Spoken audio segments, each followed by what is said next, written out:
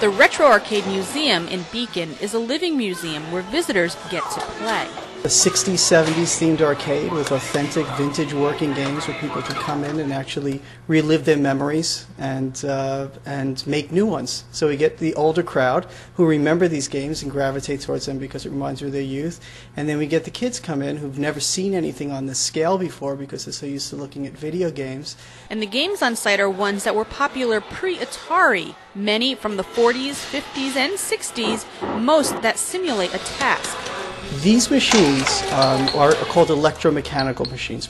Almost all of the games are to create some kind of accurate simulation of what it's like to do something really neat. You know, either fly an airplane or drive a car. And if you think about it, during the 50s and 60s and 70s, this was still novel stuff. There were no video games. So to be able to play something that was interactive and almost life-size and physically resembled the real thing was a very exciting thing, and it still is. Shooting games with a variety of targets to submarine games using lifelike periscopes to flying games with an actual model helicopter.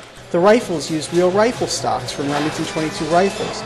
The periscopes have real metal periscopes. They're not real submarine periscopes, but they were made to feel and look and operate and handle like that. The cars have real car seats with adjustable height, or they have a clutch, which is something you don't find even on modern car games. But for those of us who grew up on Atari and even remember Pong and Tank, there are a few systems there that bring us back to our own childhood. I do keep a number of what are called Multicade video games here, so you can play on a big screen, on a big unit.